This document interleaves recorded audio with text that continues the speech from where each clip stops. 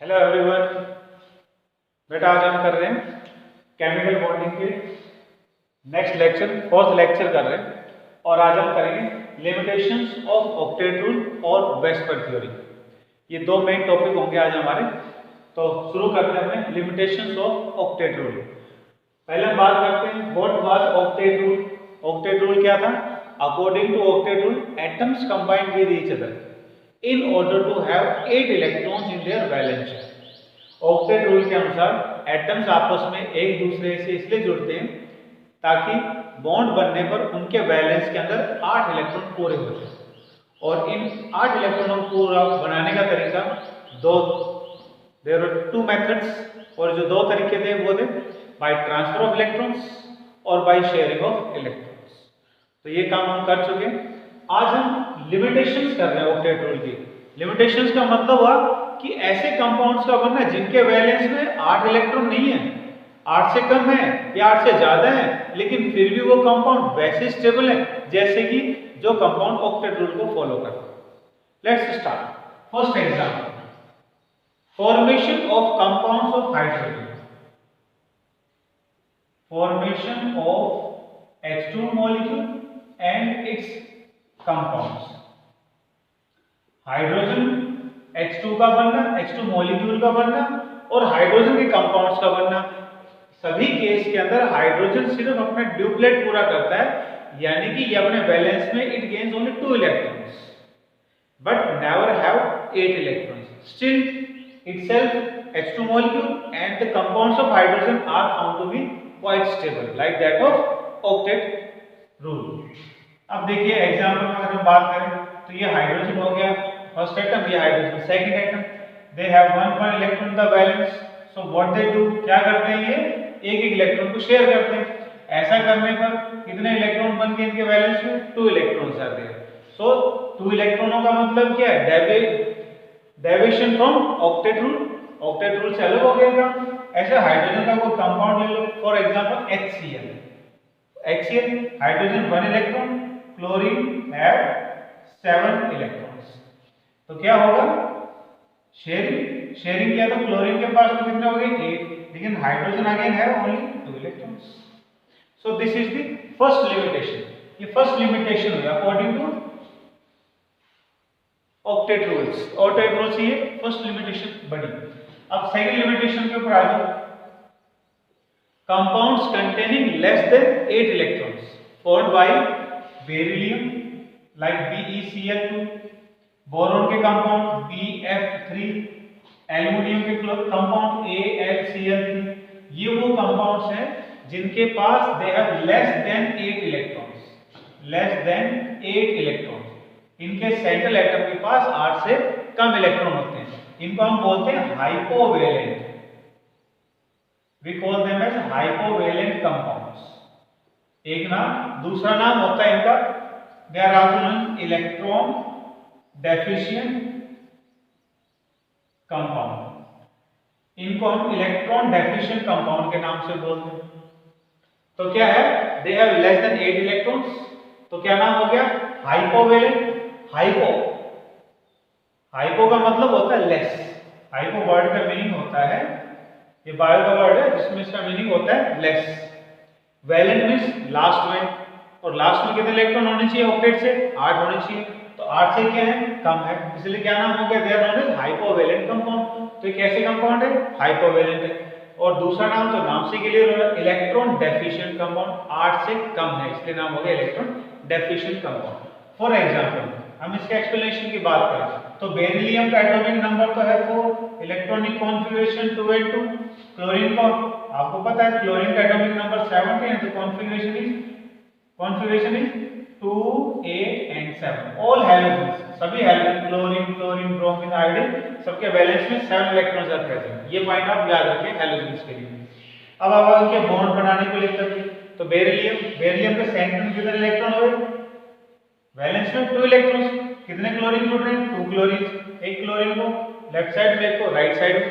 अब इसके जो 7 इलेक्ट्रॉन है, 7 में से एक को मैंने यहाँ ड्रॉ कर दिया है और बाकी जो इलेक्ट्रॉन उनकी जगह मैंने 6 लिख दिया है। ऐसे अब यहाँ पर कर देते हैं, यहाँ पर ये इलेक्ट्रॉन हो गया और इसके ये 6 इलेक्ट्रॉन्स हो गए। तो व्हाट दे विल डू, क्या करेंगे, दे will start sharing of electron. तो क्लोरीन के पास कितने इलेक्ट्रॉन हो गए, 8। तो क्लोरीन अपना ऑक्टेट पूरा कर ले, लेकिन सेंट्रल एटम के पास में कितने इलेक्ट्रॉन हुए, in all there are 4 electrons. दो खुद के हैं, दो शेयर कर रहे हैं, 4 इलेक्ट्रॉन्स हुए। तो 4 इलेक्ट्रॉन हुए तो कैसे कंपाउंड हुए, हाइपोवैलेंट कंपाउंड। ऐसे अब आप BF3 के अंदर देखो, तो बोरॉन जो होता है इसके वैलेंस में देयर आर 3 इलेक्ट्रॉन्स, 3 इलेक्ट्रॉन होते हैं। जैसे इसके वैलेंस में कितने, 2 इलेक्ट्रॉन, तो इसके वैलेंस में कितने, 3 इलेक्ट्रॉन। 5 इसका एटॉमिक नंबर होता है, 2 3 इसकी कॉन्फ़िगरेशन, तो वैलेंस में 3 इलेक्ट्रॉन। तो 3 इलेक्ट्रॉन ठीक वैसे जैसे क्लोरीन शेयर करता है वैसे फ्लोरीन भी इलेक्ट्रॉनों को शेयर करेगा। तो तीनों फ्लोरीन के जैसे क्या करेंगे, अपना ऑक्टेट पूरा कर लेंगे। लेकिन बदले में बोरॉन के पास कितने इलेक्ट्रॉन होंगे, 3 तो है, 3 फ्लोरीन शेयर करेगा, so it will have a net of 6 electrons. 6 electron means less than 8 electrons. ऐसे AlCl3 में आ जाओ, एल्युमिनियम का 13 नंबर 2 8 3, वैलेंस में 3 इलेक्ट्रॉन्स, 3 क्लोरीन शेयर करेगा, तो इस प्रकार से इसके वैलेंस में भी कितने इलेक्ट्रॉन बनते हैं, 6 इलेक्ट्रॉन। सो दे आर कैसे कंपाउंड है, electron deficient compound, and these compounds are also stable. ये जो कंपाउंड है ये भी उतने ही स्टेबल है जितने की वो कंपाउंड जिनके ऑक्टेट में 8 होते हैं। अब हम करते हैं ऐसे कंपाउंड जिनके वैलेंस में they have more than 8 electron, 8 से ज्यादा हो जिनके वैलेंस में, they are known as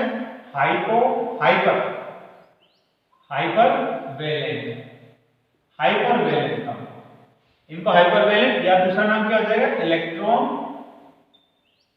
rich compounds. Electron rich मतलब ज्यादा, ठीक है, जिनके पास इलेक्ट्रॉन ऑक्टेट से ज्यादा। और दूसरा वर्ड क्या है, हाइपर का मतलब भी क्या होता है, ज्यादा, मोर। वैलेंट मींस लास्ट में 8 से ज्यादा इलेक्ट्रॉन। फॉर एग्जांपल कौन कौन से कंपाउंड है, PCl5, SF6, IF7, these are such compounds जिनमें सेंट्रल एटम के पास में 8 से ज्यादा इलेक्ट्रॉन है। सेंट्रल एटम फास्फोरस, सल्फर और आयोडीन। तो इसके सॉल्व करें हम, तो फास्फोरस का एटॉमिक नंबर तो है 15, कॉन्फ़िगरेशन बन जाएगी 2 8 एंड 5। तो ये फास्फोरस, इसके वैलेंस में 5 इलेक्ट्रॉन्स होंगे, और ये 5 इलेक्ट्रॉन्स किसके साथ जुड़े हैं, 5 क्लोरीन के साथ जुड़े हैं, 1 2 3 4 and 5।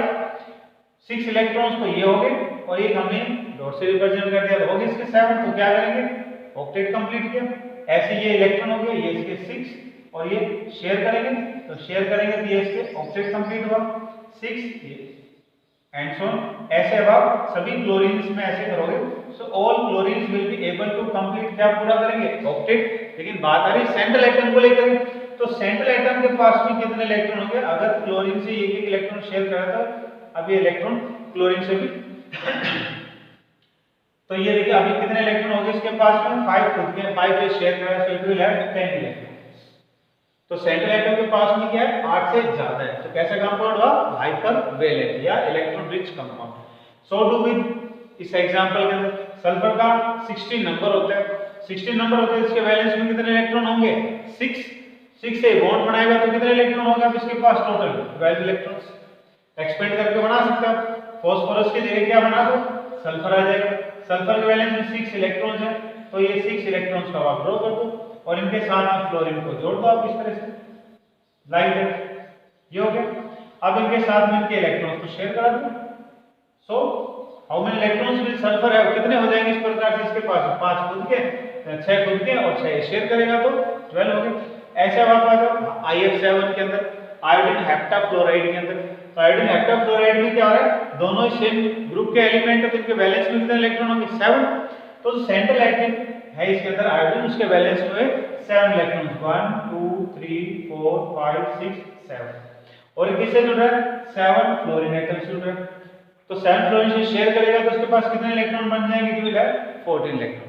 So these are those compound जिनके पास वैलेंस में 8 से ज्यादा इलेक्ट्रॉन है, और फिर भी ये क्या है, stable, they are also quite stable. तो ये तो बात है उन कंपाउंड्स को लेकर के जिनके पास 8 से कम इलेक्ट्रॉन है या 8 से ज्यादा इलेक्ट्रॉन है। अब देखिए अगले लिमिटेशन जो है, next is that formation of compounds of noble gases. जो नोबल गैसेस होती हैं उनके द्वारा कंपाउंड बनाना भी ऑक्टेट रूल को तोड़ता है। बिकॉज शुरू में हमने क्या था कि नोबल गैसेस इसलिए स्टेबल है क्योंकि उनका ऑलरेडी नेचुरली उनका ऑक्टेट कंप्लीट है, so therefore they do not react with and they should not react with any other element, but the formation of compounds by xenon, xenon एक noble gas होती है, इसके द्वारा compound banana, for example XeF2 को बनाना, XeF2 को बनाना, इसके valence में 8 electron होते हैं, एक एक ये फ्लोरीन शेयर करेगा तो 10 इलेक्ट्रॉन हो जाएंगे। ऐसे ही जीनोन के और कंपाउंड बनते हैं XeF4, इसके वैलेंस में कितने इलेक्ट्रॉन बन जाएंगे 10, इसके भी कितने बन जाएंगे 12। ऐसे है XeF6, अब कितने हो गए इसके वैलेंस में 14 इलेक्ट्रॉन्स।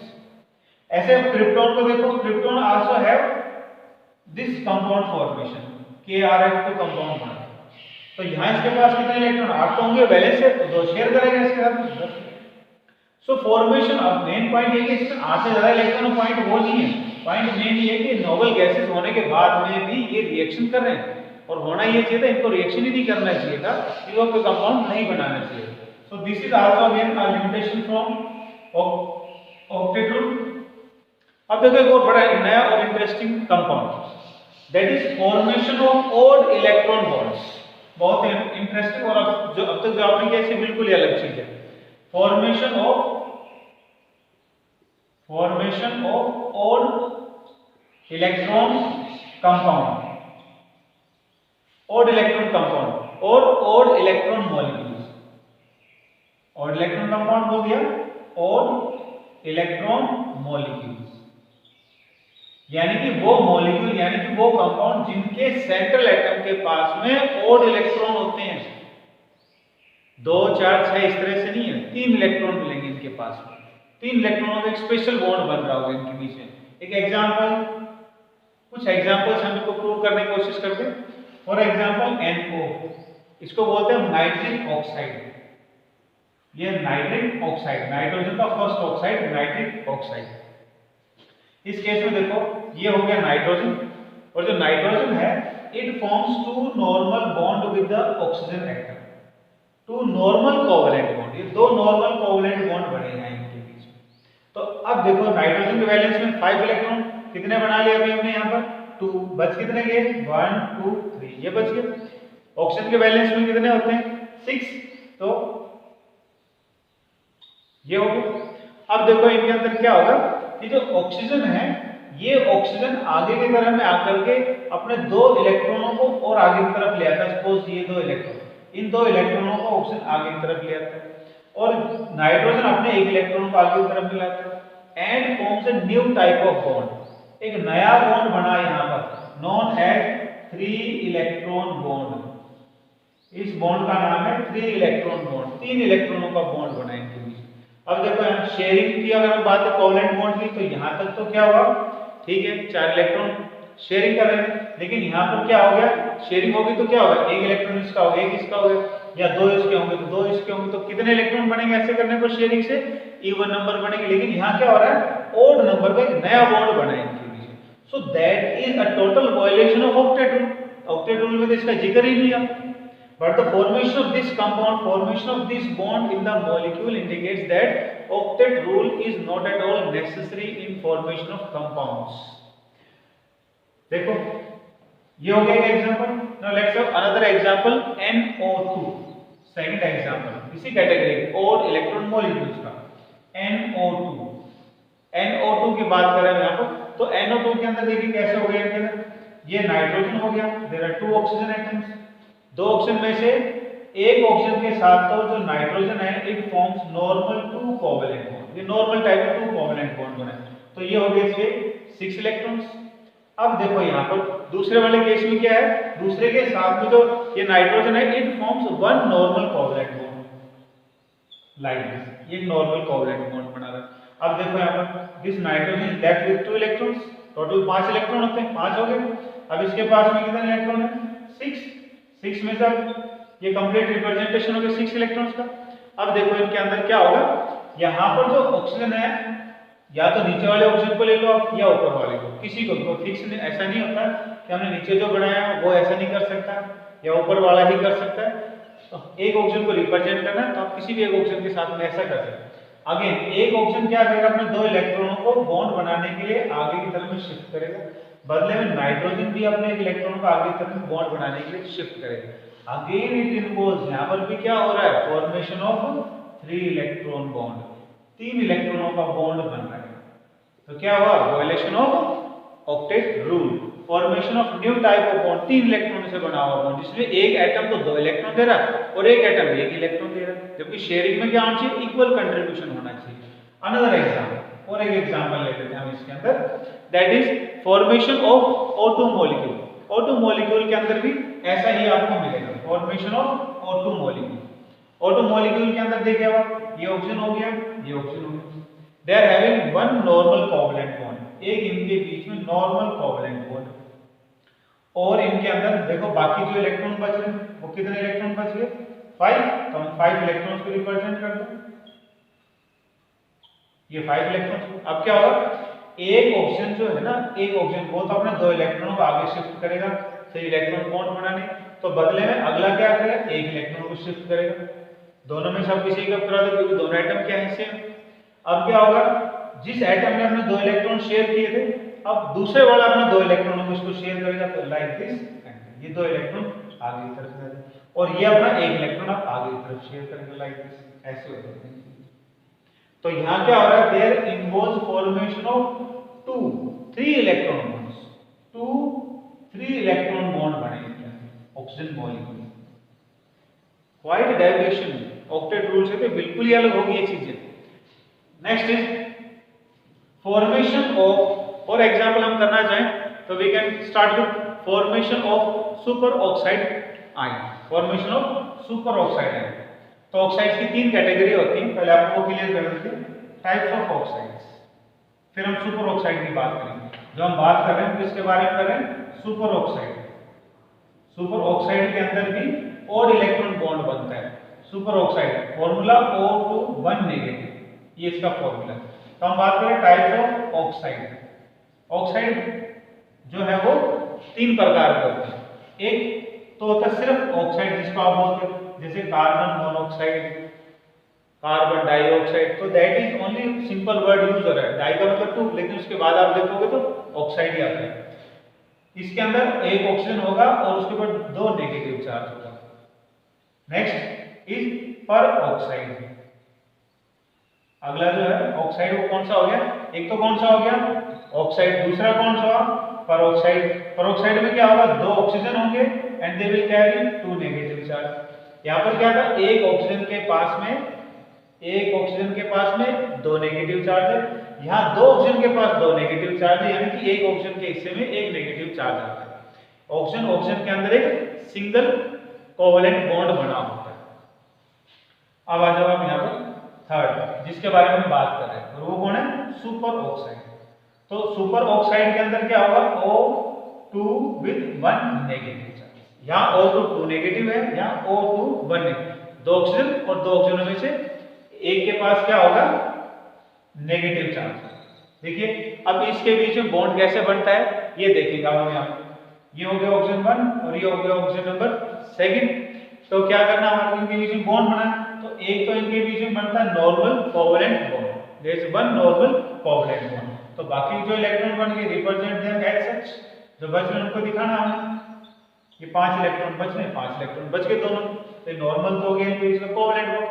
अब क्या हुआ, दोनों में से कोई भी एक ऑक्सीजन अपने क्या करेगा, 2 इलेक्ट्रॉनों की, या तो लेफ्ट वाले को लेगा राइट वाले को, वो अपने 2 इलेक्ट्रॉनों को शिफ्ट करेगा और आगे वाला क्या करेगा, अपने 1 इलेक्ट्रॉन शिफ्ट करेगा टू फॉर्म 3 इलेक्ट्रॉन बॉन्ड बनाने के लिए। Close them in bracket because all of this molecule has 1 negative। Either आप इसको स्मॉल ब्रैकेट में कर दो या आप इसको स्क्वायर ब्रैकेट में भी आप क्लोज करके ऊपर -1 चार्ज रिप्रेजेंट कर सकते हो। सो this is formation of super oxide ion which involves formation of 3 electron bond. तो ये जो पॉइंट हमने किया, ये तो क्या है, ऑक्टेट रूल के बिल्कुल ही खिलाफ हो गए, बिल्कुल ही अलग हो गए। अब हम करेंगे next point is limitations of Lewis Langmuir covalent bond. Limitations ही कर रहे हैं अभी हम, लेकिन लिमिटेशंस का पॉइंट बदल गया है। पहले लिमिटेशन किसके थे? ऑक्टेट रूल के। मतलब वहां हमने क्या बात कर रहे हैं? वहां ऐसे कंपाउंड्स के बारे में बात कर रहे हैं जिनके पास 8 से कम या 8 से ज्यादा, या जहां पर इलेक्ट्रॉनों की शेयरिंग करते वक्त इक्वल कंट्रीब्यूशन ना हो, वो ऑक्टेट रूल के लिमिटेशंस थे। अब हम किसकी बात करें? Limitations of covalent bond, covalent bond formation. और कोवैलेंट बॉन्ड जो था it was proposed by Lewis and Langmuir, इसलिए हम इसको क्या बोलते हैं? लिमिटेशन ऑफ लेविस लैंगमियर, दो साइंटिस्ट हैं जिन्होंने मिलकर कोवैलेंट बॉन्ड के बारे में बताया था। Limitation Lewis Langmuir concept, concept of covalent bond formation. तो ये बात है, यानी कि इन्होंने जो कोवैलेंट बॉन्ड बनने के बारे में जो बातें बताई उनमें क्या कमियां रहेगी। सबसे पहला पॉइंट तो ये है कि it could not explain how the atoms in a molecule are held together. जो कोवैलेंट बॉन्ड बन रहा है, फॉर एग्जांपल हाइड्रोजन और हाइड्रोजन को हमने लिया, या ऑक्सीजन और ऑक्सीजन को हमने लिया, तो हमने ये तो पता है कि इनके बीच में इसमें दो इलेक्ट्रॉनिक शेयरिंग हो रही है और इसमें एक इलेक्ट्रॉनों की शेयरिंग हो रही है। तो शेयरिंग हो रही है इलेक्ट्रॉनों की, लेकिन जो फोर्स इनको होल्ड कर रही है, जो फोर्स इनको पकड़ रही है, वो कौन सी फोर्स है? फॉर एग्जांपल हम बात करें NaCl के अंदर, तो NaCl के अंदर sodium negative, chlorine, sodium positive, chlorine negative, तो इनके बीच में जो बॉन्ड है उस बॉन्ड का तो नाम हो गया आयनिक बॉन्ड। जैसे ये इलेक्ट्रॉनिक शेयरिंग करने से बॉन्ड कौन सा बना? Covalent bond. ऐसे यहां कौन सा बना? Ionic bond. लेकिन इस आयनिक बॉन्ड को अट्रैक्ट करने वाली फोर्स कौन सी है? तो उसका नाम था इलेक्ट्रोस्टैटिक फोर्स, इलेक्ट्रोस्टैटिक फोर्स या इलेक्ट्रोवैलेंसी, इलेक्ट्रोवैलेंट, ये नाम है। यानी कि इनका मतलब क्या था? Opposite charge attraction, opposite charge खींच रहे हैं। तो नेचर समझ में आता है कि आयनिक बॉन्ड में कौन खींच रहा है।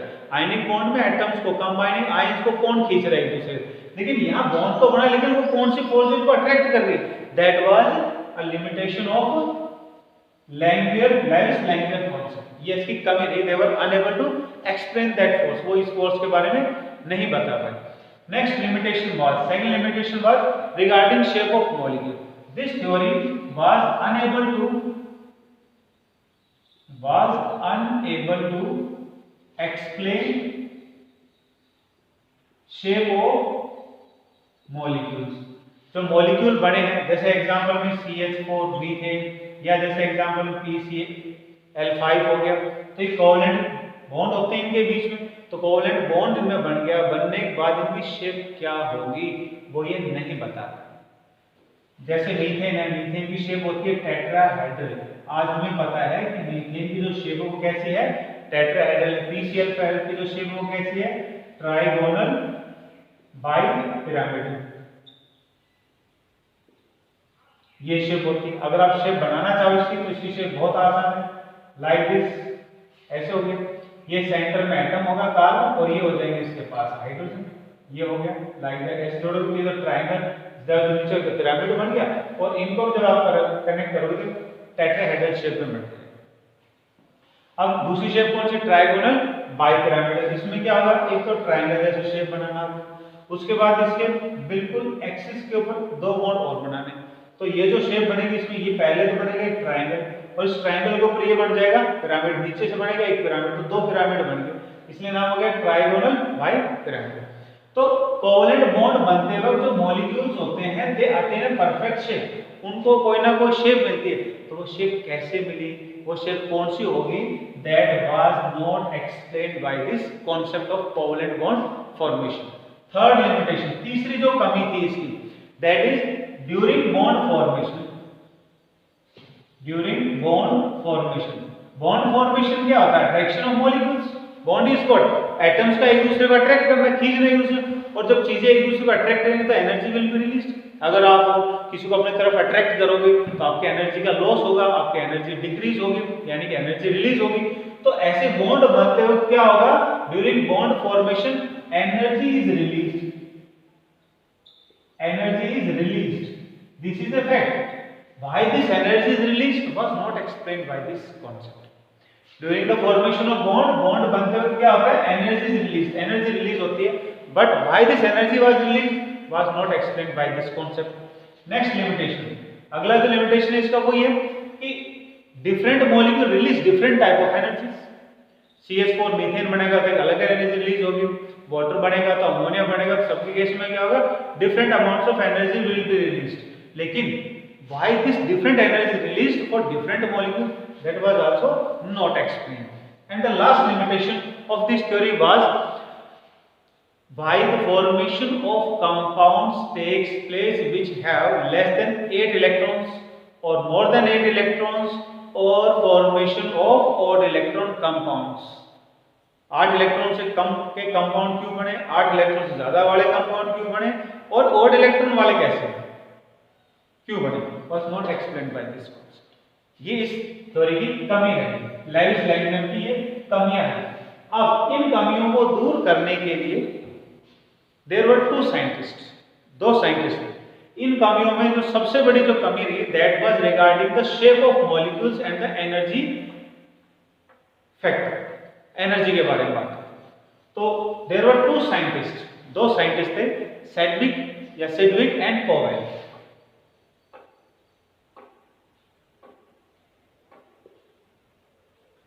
सेडविक एंड पोवेल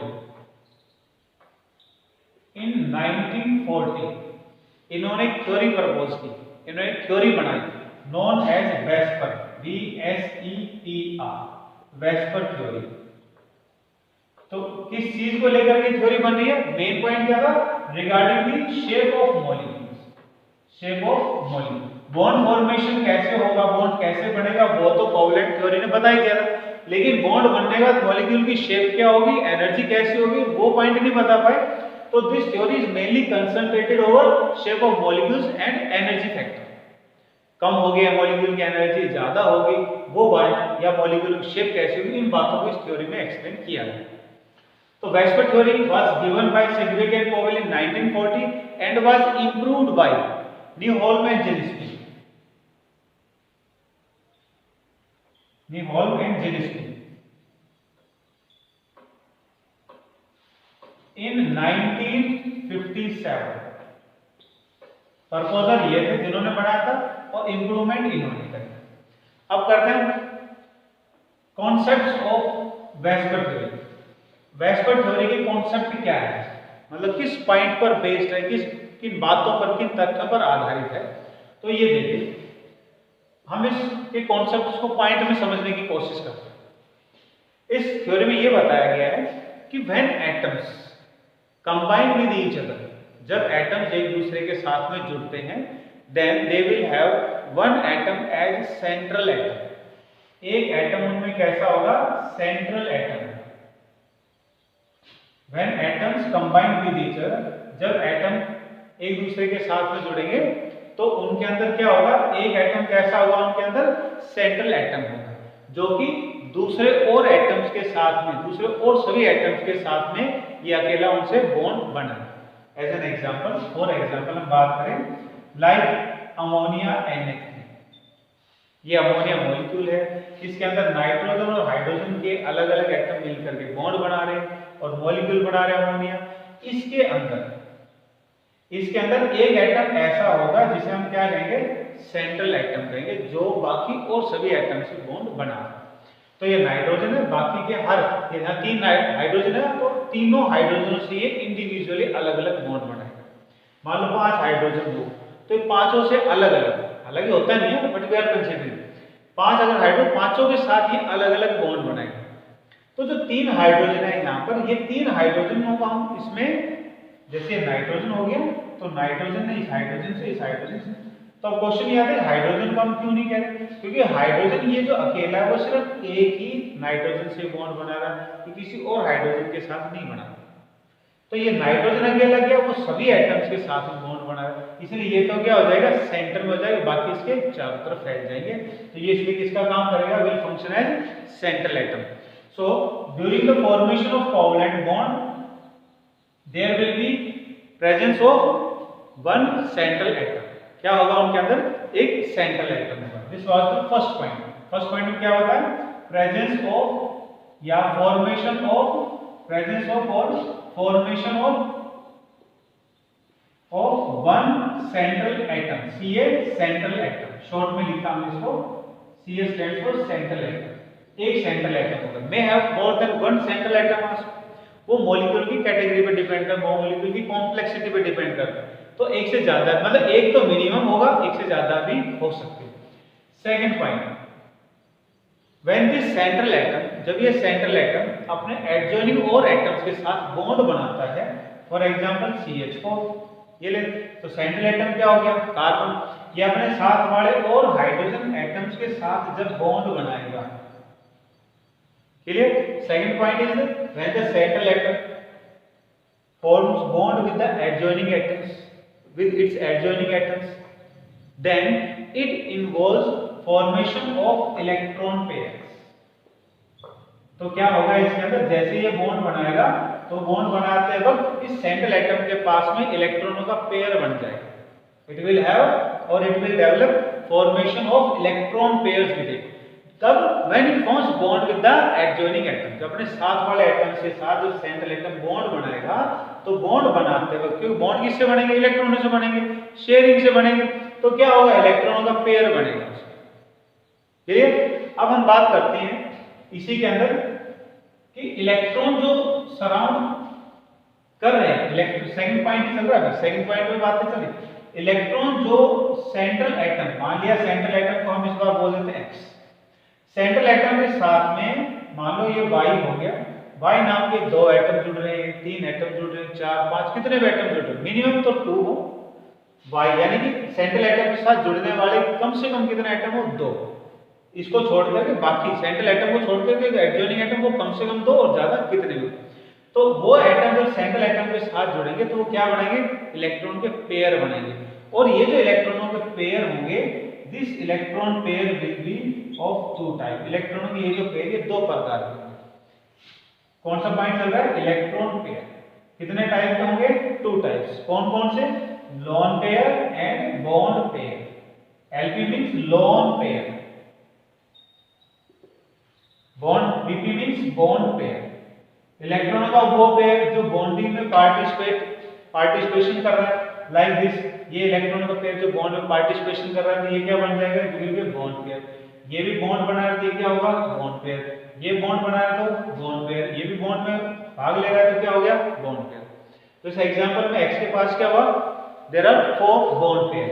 तो किसी के पास 2 बॉन्ड पेयर हो सकते हैं, क्योंकि 2 एटम कम से कम जुड़ेंगे तो 2 बॉन्ड पेयर तो होंगे होंगे। और क्या हो सकता है कि जो सेंट्रल एलिमेंट है वो जब अपने एडजॉइनिंग एटम्स के साथ जुड़ रहा था, तो बॉन्ड पेयर्स के अलावा उसके पास इलेक्ट्रॉनों के कुछ ऐसे पेयर भी हो सकते हैं जिन्होंने बॉन्डिंग में पार्टिसिपेशन ना किया हो। फॉर एग्जांपल, ये लोन पेयर ऐसा ही सेंट्रल एटम के पास है जिसने बॉन्डिंग में भाग नहीं लिया, तो जिसने बॉन्डिंग में भाग नहीं लिया उसमें क्या कहेंगे, लोन पेयर। वो हो सकता है किसी एटम के पास हो और हो सकता है ना भी हो, वो डिपेंड करता है इसकी electronic configuration. We will have examples of this every time, इनके हर चीजों के एग्जांपल आएंगे हमारे पास। अब तो आप सिर्फ पॉइंट्स को समझने की कोशिश करें। पॉइंट क्या है कि जब सेंट्रल एटम एडजॉइनिंग एटम से बॉन्ड बनाएगा तो बॉन्ड बनाते हैं it will develop electron pair, जिसके पास इलेक्ट्रॉनों का पेयर बनेगा सराउंडिंग में, इसके चारों तरफ इलेक्ट्रॉनों का पेयर बन जाएगा। इलेक्ट्रॉनों के जो पेयर हो 2 प्रकार का हो सकता है, एक तो होना ही होना है कौन सा, बॉन्ड पेयर, क्योंकि जब बॉन्ड बन रहा है तो बॉन्ड पेयर तो होगा ही होगा। और दूसरा कौन सा है कि हो सकता है, मे बी नॉट कंपलसरी, कि सेंट्रल एटम के पास कुछ इलेक्ट्रॉन ऐसे बच गए हो सेंट्रल एटम के पास, एडजॉइनिंग एटम्स के पास में।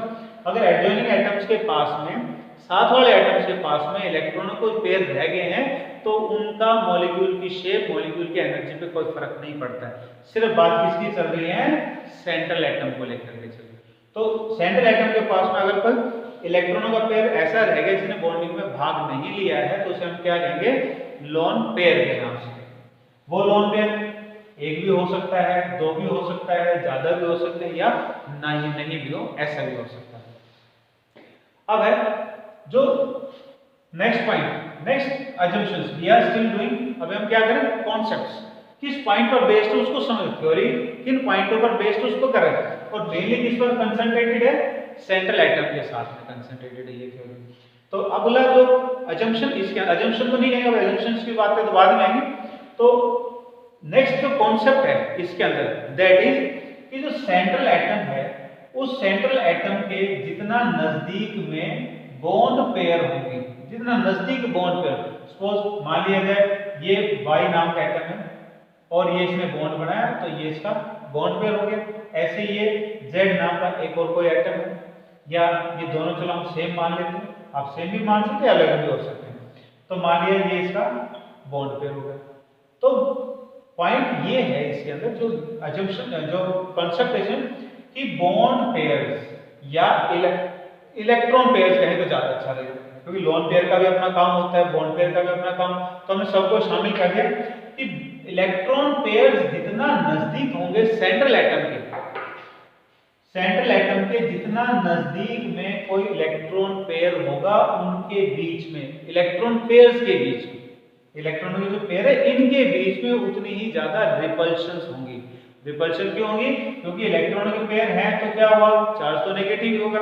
ऐसे इलेक्ट्रॉनों का पेयर है तो क्या होगा, चार्ज तो नेगेटिव होगा। तो ये जितना नजदीक होंगे यानी कि same charges are close together, तो जितने इलेक्ट्रॉन पेयर नजदीक होंगे यानी कि उतने ही नजदीक उनका सेम चार्ज होगा, नेगेटिव चार्ज नजदीक होगा।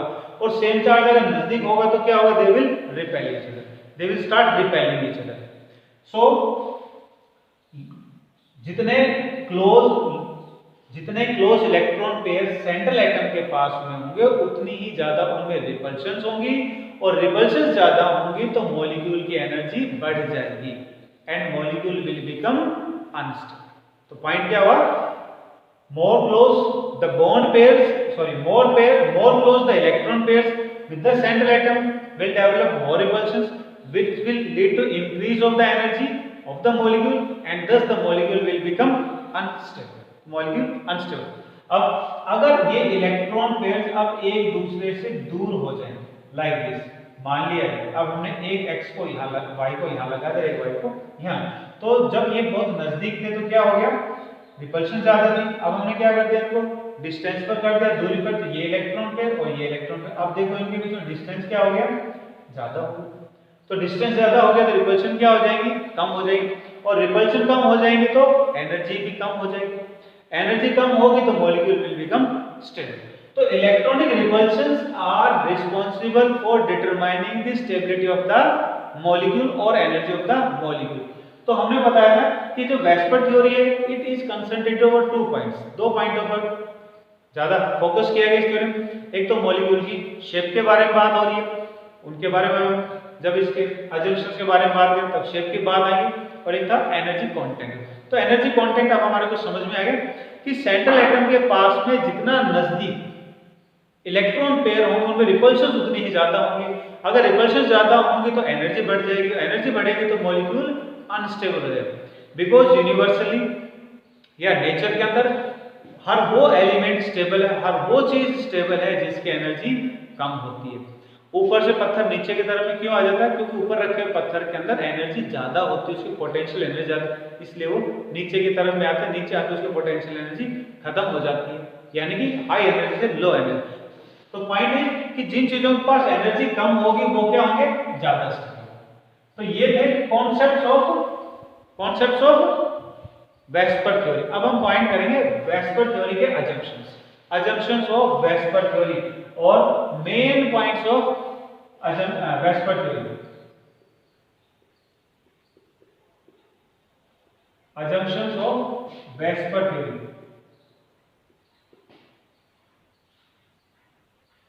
वेस्पर थ्योरी का अगर हम पूरा नाम करें तो V स्टैंड्स फॉर, V का मतलब होता है valence, S means shell, E means electron,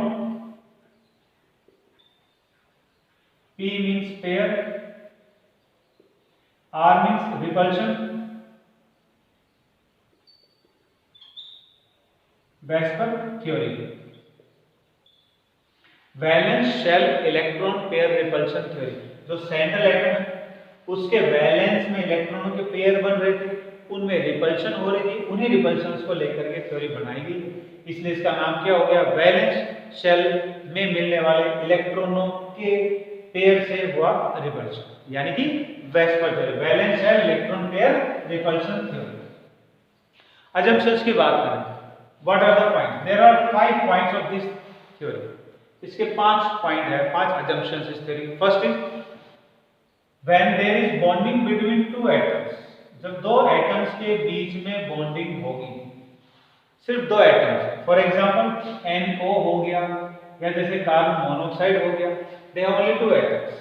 अब इनमें चाहे कितने भी बॉन्ड पेयर हो या चाहे कितने भी लोन पेयर हो, their shape will always be linear.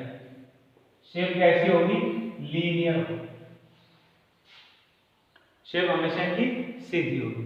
Because repulsion करने के बाद मॉलिक्यूल जाएगा कहाँ? मॉलिक्यूल कहीं भी चला जाओ, फॉर एग्जांपल ये नाइट्रोजन, मान लो ऑक्सीजन हमने इसका यहाँ सामने की तरफ लगा दिया, अब इनके पास में मान लो लोन पेयर है, we are considering just we are imagining lone pair है, तो रिपेल भी करेंगे तो मॉलिक्यूल, अगर मान लो ऑक्सीजन को ये रिपेल करेंगे यहाँ से, तो ऑक्सीजन रिपेल होकर नीचे की तरफ आ जाएगी, again the shape remains, shape तो कैसे रही? लीनियर फॉर्म में रही। So when there are two atoms, the shape of the molecule will always be कैसे होगी? Linear shape होगी। So that was the first point. This is the first point. अब करते हैं next point. For the molecules containing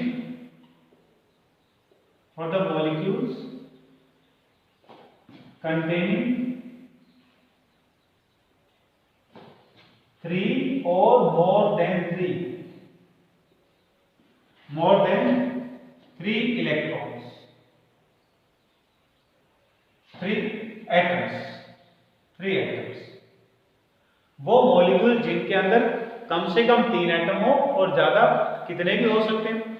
जैसे example में BeCl2, BF3, CH4, PCl5, देखा आपने? इसके पास एक एटम ये है और दो ये, 3 एटम हो गए, तो 3 कम से कम हो, 3 से ज्यादा कितने हो? ये हो गया सेंट्रल एटम और 3 इसके साथ एडजॉइनिंग एटम, तो 4 हो गए, इसमें 5 हो गए, इसमें 6 हो गए। तो जब किसी मॉलिक्यूल के अंदर 3 या 3 से ज्यादा सेंट्रल 3 या 3 से ज्यादा एटम्स हो, then they will have one atom as central atom. इसके एक एटम उनमें से क्या होगा? Central atom. और सेंट्रल एटम उनमें कौन होगा? वो होगा जो बाकी सबसे बॉन्ड बना रहा होगा, और जनरली उसकी पहचान होती है कि वो कम नंबर में मिले। क्लोरीन तो है बेरिलियम एक, तो जो कम है वो central atom, boron central atom, carbon central atom, phosphorus will be central atom in the respective examples. ये हो गया इसका थर्ड पॉइंट, सेकंड पॉइंट। अब हम बात करते हैं थर्ड पॉइंट को लेकर। थर्ड पॉइंट इज अबाउट कि जो सेंट्रल एटम के साथ में जब मॉलिक्यूल सेंट्रल एटम के साथ में जब एडजॉइनिंग एटम्स बॉन्ड बनाएंगे, बॉन्ड बनाते वक्त they will form bond pair of electrons. एक एग्जांपल लेते हैं, बेरिलियम को हम लेते हैं BeCl2, एक और एक, दोनों तरफ हमने इसके वैलेंस इलेक्ट्रॉन दिखा दिया। ये क्लोरीन हो गया, क्लोरीन हो गया, इनके वैलेंस इलेक्ट्रॉन्स कितने हैं?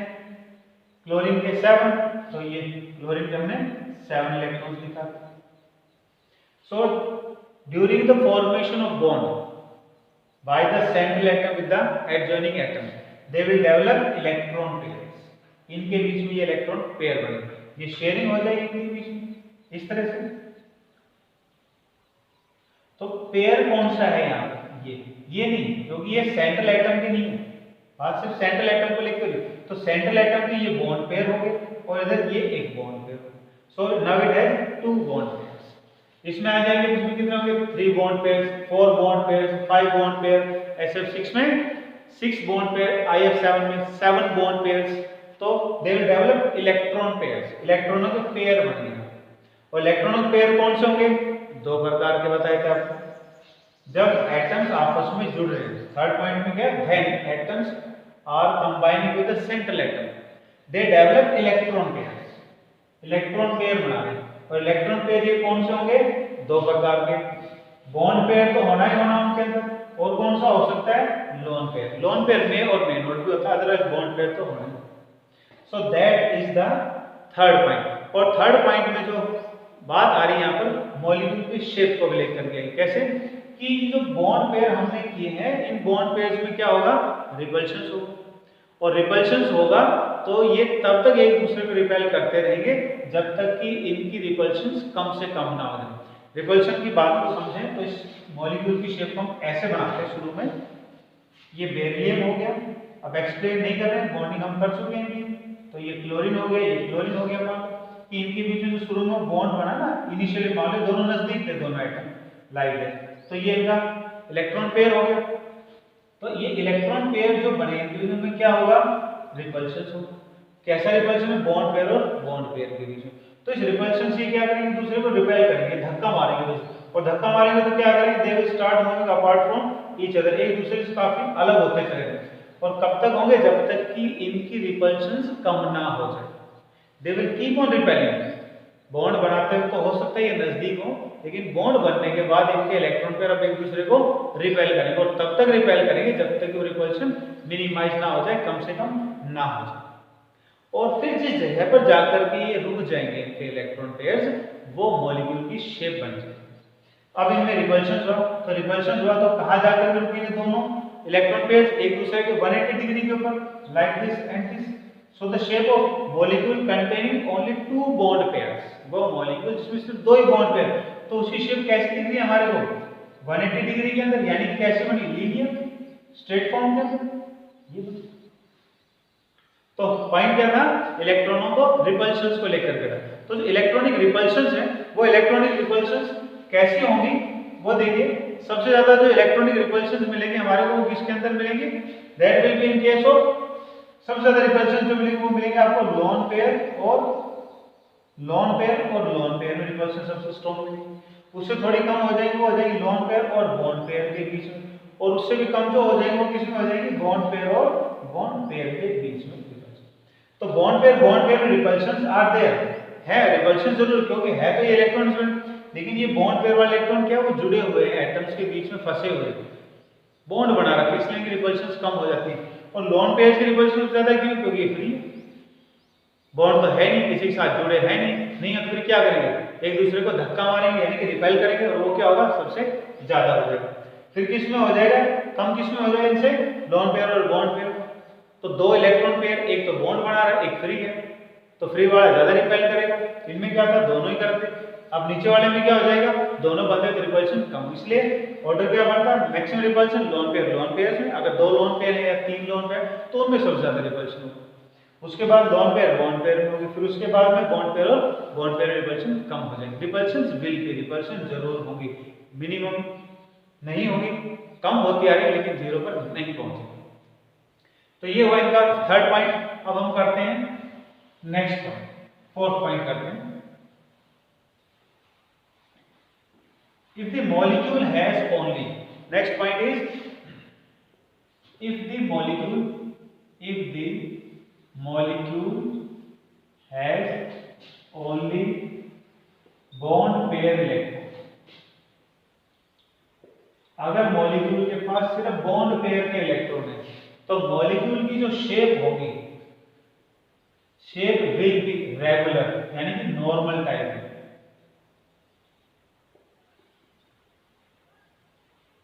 या तीसरा सिमेट्रिकल। तो क्या होगी, शेप कैसे होगी, सिमेट्रिकल। जैसे अभी हमने एग्जांपल किया था BeCl2, इसमें क्या था, सिर्फ 2 बॉन्ड पेयर थे, तो इनकी शेप कैसे, नॉर्मल, और नॉर्मल इनकी शेप कैसे बनेगी, लीनियर। BF3 के अंदर आ गए, तो BF3 में बोरॉन सिर्फ नॉर्मल 3 बॉन्ड पेयर बना रहा है, तो इनकी शेप कैसे हो जाएगी, 3 ट्रायंगल फॉर्म में चले जाएंगे, तो बन जाएगी ट्रायंगुलर या ट्रायंगुलर शेप होगी। 4 अगर हो जाए तो टेट्राहेड्रल शेप हो जाएगी। तो ये जो शेप है, ये कैसी है, दे आर नॉर्मल शेप। तो नॉर्मल शेप कौन बनाएगा, अगर क्या उनमें सिर्फ बॉन्ड पेयर है, तो कैसी शेप होगी, सिमेट्रिकल होगी, नॉर्मल शेप होगी या रेगुलर शेप होगी। Next point is if the molecule now has bond pair plus lone pair, दोनों ही चीज है। तो लोन पेयर में अभी आपको बताया था, लोन पेयर में क्या होती है, पावर ज्यादा होती है, एनर्जी ज्यादा होती है, वो मॉलिक्यूल को दबाने की कोशिश करेगा, वो बॉन्ड पेयर को कंप्रेस करेगा, उसके पास एनर्जी ज्यादा है, तो वो बॉन्ड पेयर्स को दबाएगा तो क्या हो जाएगा, अब मॉलिक्यूलों की जो शेप थी, फॉर एग्जांपल जैसे ये BeCl2 था, ये हो गया, ये इनके बीच में, ये इनके इलेक्ट्रॉन है। Suppose it do not have, but let's consider, मान लेते हैं तो नहीं, लेकिन मान लीजिए इनके पास में एक लोन पेयर है, तो ये लोन पेयर क्या है, फ्री है, तो ये देखो क्या करेगा, इट विल रिपेल किसको, बॉन्ड पेयर्स को। ये तो जुड़े हुए, ये तो बॉन्डेड है, लेकिन ये तो फ्री है। दूसरी बात क्या, इसके पास एनर्जी ज्यादा, रिपल्शन पावर ज्यादा है, तो ये इनको धक्का मारेगा। अब जब इनको धक्का मारेगा तो तो ये जो क्लोरीन बिल्कुल 180 डिग्री पर है वो क्या हो जाएगी, रिपल्शन से थोड़ा बेंड कर जाएंगे, मुड़ जाएंगे। तो मॉलिक्यूल की जो लीनियर शेप थी, मॉलिक्यूल की जो सामान्य प्रकार की शेप थी, वो क्या कर गई, टूट गई या मुड़ गई या बदल गई। तो बॉन्ड लोन पेयर जब मॉलिक्यूल के अंदर आ जाएंगे, when the molecule has bond pair plus lone pair, तो मॉलिक्यूल की shape now will not be symmetrical. अब सिमेट्रिकल नहीं है क्योंकि रिपल्शन अलग अलग टाइप की होगी, अलग अलग टाइप से मॉलिक्यूल के जो इलेक्ट्रॉन वो अलग अलग डायरेक्शन चले जाएंगे। तो अब जो शेप होगी मॉलिक्यूल की, now the shape will be irregular, यानी कि वो टूट गई वो शेप, कोई नई शेप में बदल जाएगी, इररेगुलर हो जाएगी या एबनॉर्मल हो जाएगी या अनसिमेट्रिकल हो जाएगी। इररेगुलर, एबनॉर्मल, नॉर्मल से अलग होगी, इसका नाम हो गया एबनॉर्मल, और सिमेट्रिकल से बदल गई तो अनसिमेट्रिकल। तो this is the point, fifth point, ये पांचवा पॉइंट हुआ about the VSEPR theory. And last point is the exact shape of molecule. Molecule की वास्तव में क्या शेप होगी डिपेंड्स अपॉन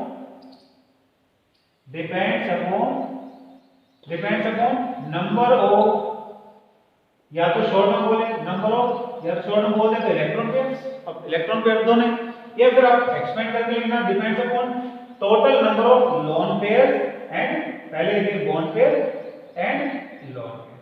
उसमें मॉलिक्यूल में बॉन्ड पेयर कितने हैं, लोन पेयर कितने हैं, वो सब मिलकर के फिर मॉलिक्यूल की एग्जैक्ट शेप को डिसाइड करने का काम करेंगे।